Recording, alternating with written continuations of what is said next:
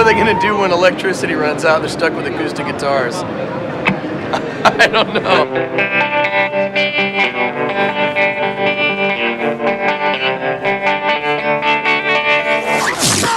Let's get a record. Regular record, any record will work. Have your little vinyl killer van. If you can see myself, Shortcut, Qbert here, riding the van. Put the needle on. Turn on the van. Get ready for a lot of fun and excitement. Now, let's start.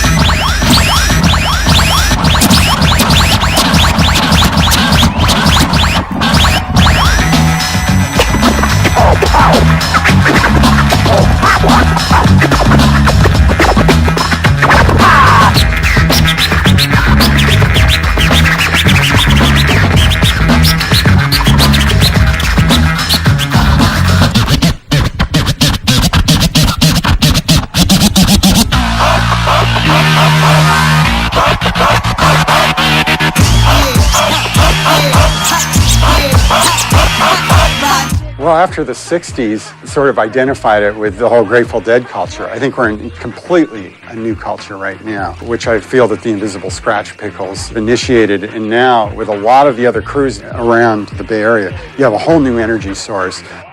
For Filipinos, or American Filipinos at least, we don't really have role models, you know, as far as mass media goes. You know, there's no athletes, there's no actors.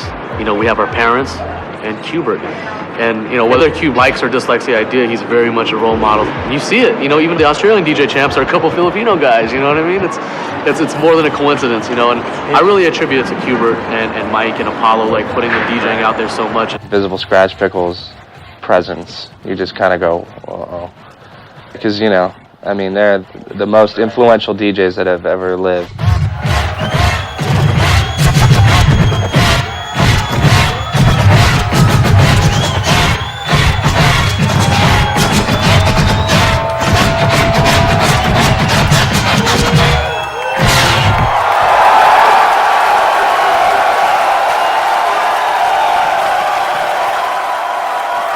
Thanks a lot, San Francisco.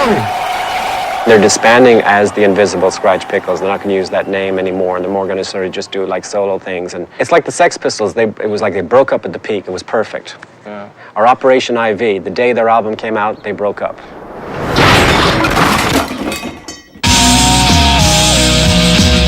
I'm waiting for the DJ PlayStation game. You got your Burger King DJ, you know what I mean? You got your fucking, you got your LA Gel commercials with some fucking DJ. What the fuck is that? What does a turntable have to do with your hair? Same shit that happened to breakdancing is gonna happen to DJing too, you know what I mean? The true motherfuckers will survive and still be doing it 20 years from now. And then there will be all those fools that jump on it for, you know, for the trend of it. That's the whole thing. We got so kind of tired of the MCs. Fuck you guys, you know, we're gonna do our own thing. But now we're kind of screwing ourselves because we're almost kind of doing what the MCs were doing. We're taking this DJ thing and no one's pushing the boundaries and everyone gets up there and they just do their little da-da-da-da and they go to the next guy and he does his little deal. No one's throwing in any originality and we're just kind of getting typecast into this, oh, that's turntablism or that's turntable music. I know the boundaries of that. I know where that's gone. You got all these new kids, they got like 10 records and they're just battle records. You know, and that's their collection forever. And they think that's, when that record wears out, they're going to buy it again. Like a lot of scratch DJs and DJs that are like battle DJs don't know the first thing about digging for records and how to rock a party, you know, how to get on a mic. It's really important to get on the mic and speak to the crowd. People should make music to make people want to party and not just like make music for people to study. You know, it should make you want to party and shake your ass and like why does that get some girls on the dance floor. You know? Why does it gotta be studied? I want it back. I want it dirty. I want it crunchy. I want it raw. I want it ghetto. To most of the world, you know, this whole culture and this thing is maybe 20 years old. You know what I mean? If that. And we're just on the brink of something new. And I just know right now, it doesn't really bother me because I just know, I look at the kids who are into it now, and they're obsessed like I am. And I see them not quitting anytime soon. And I just can't imagine what it's going to be like when they're the older ones. Right. When they're making decisions, when they're going to say what's cool, what sells, what is fine music, what is not. Ladies and gentlemen, this is an experimental record. It's an experimental for me, and I hope it be experimental for you. There's always been a mystery about the drum. The drum, the drum, the drum, the drum, the drum, the drum, the drum, drum, the drum, the drum, drum, the drum, the drum, the drum, the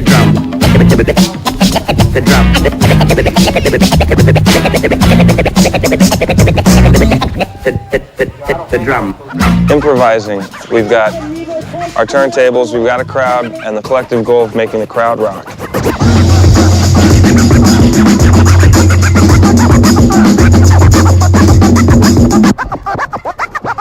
There's DJs that'll rock a party, and there's DJs who can really cut well.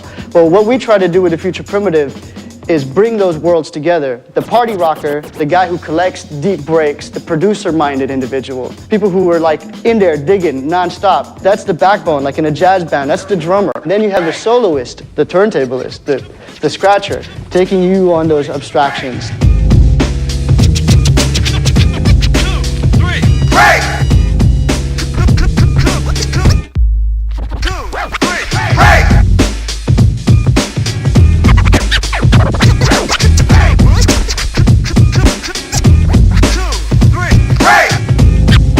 I've always thought that anything that flows, you can find parallels to and merge. Exciting thing about hip hop is it was already doing that originally, you know, the four elements, breakdancing, DJing, graffiti, and MCing. They're trying to marry a lot of different styles and a lot of different flows. Like with Doge, he paints behind it. That same fluidity in the way he paints and what's happening in the mix, there's definitely a parallel there.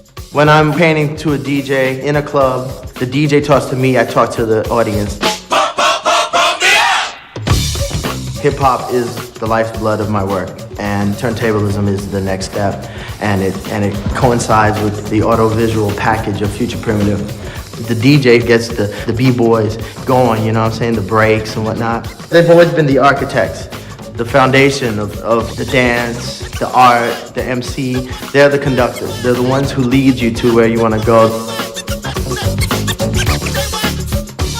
Rhythm is really important. It's like if you want to reach that spiritual kind of medium in your soul, it's like the Indians when they wanted to speak to the gods and stuff. They would have like rain dances, and that would be with the drums, you know. And after a while, the drums just get hypnotic and stuff, and they go into a trance. And so music is trance-inducing, like hypnotic, get you in that spiritual state.